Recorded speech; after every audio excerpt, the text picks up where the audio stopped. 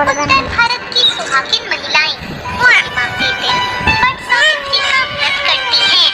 आइए सुनते हैं वट सावित्री की व्रत कथा। भद्र देश के एक राजा थे, उनका नाम अश्वपति था। भद्र देश के राजा अश्वपति की कोई संतान नहीं थी। उन्होंने संतान प्राप्ति के लिए पूरे मंत्रोच्चारण के साथ प्रतिदिन 1,00,000 आहुतियां दी। 18 वर्षों तक यह क्रम जारी रहा। इसके बाद उन पर कृपा हुई और उनके यहाँ एक कन्या ने जन्म लिया। उस कन्या का नाम सावित्री रखा गया। अब सावित्री बड़ी हो गई और बड़ी होकर वो बहुत ही रूपवान हो गई। उसके योग्य कोई वर नहीं मिल रहा था। वर न मिलने की वजह से सावित्री के पिता बहुत दुखी थे।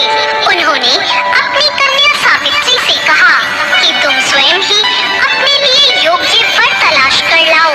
सावित्री अपने पिता की आज्ञा पाकर अपने लिए वर ढूंढने निकल गई। सावित्री तपोवन में भटकने लगी।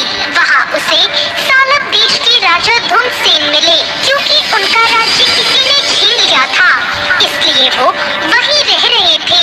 उनके पुत्र सत्यवान को देखकर सावित्री ने पति के रूप में उसका वरण कर लिया। इसके बाद सावित्री घर लौट आई। सावित्री जब घर पहुंची तो उसने अपने पिता के साथ नारद ऋषि को देखा। पिता के पूछने पर उसने बताया कि उसने सालब देश के राजकुमार सत्यवान को अपना पति स्वीकार कर लिया है। जब नारद ऋषि को ये बात पता चली तो उन्होंने कहा कि हे राजन, ये आप क्या कर रहे हैं? सत्यवान गुणवान है, धर्मात्मा है और बलवान भी है, पर उनकी आयु बहुत कम है। वो अल्पायु है। 1 वर्ष बाद ही उनकी मृत्यु हो जाएगी। ऋषिराज नारद की बात सुनकर अश्वपति राजा घोर चिंता में डूब गए।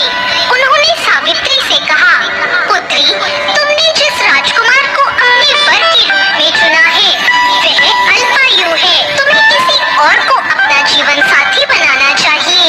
इस पर सावित्री ने कहा, पिताजी, आदि कन्याएं अपने पति का एक ही बार वरण करती हैं।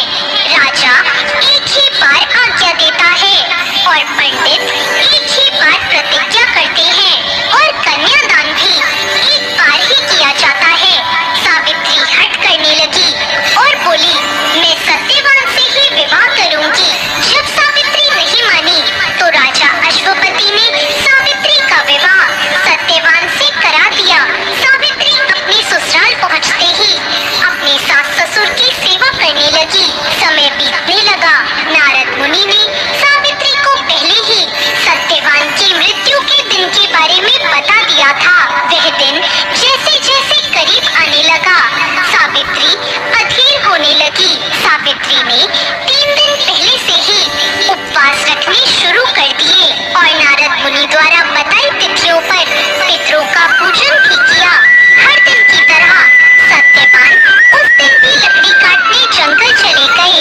साथ में सावित्री भी गई। जंगल में पहुंचकर सत्यवान लकड़ी काटने के लिए पेड़ पर चढ़ गए। तभी उसके सिर में तेज दर्द होने लगा।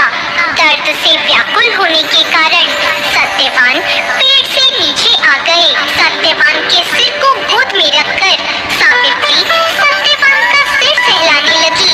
तभी वहाँ यमराज आते दिखाई दिए।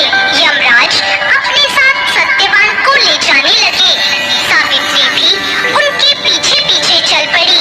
यमराज ने सावित्री को समझाने की कोशिश की कि यही विधि का विधान है।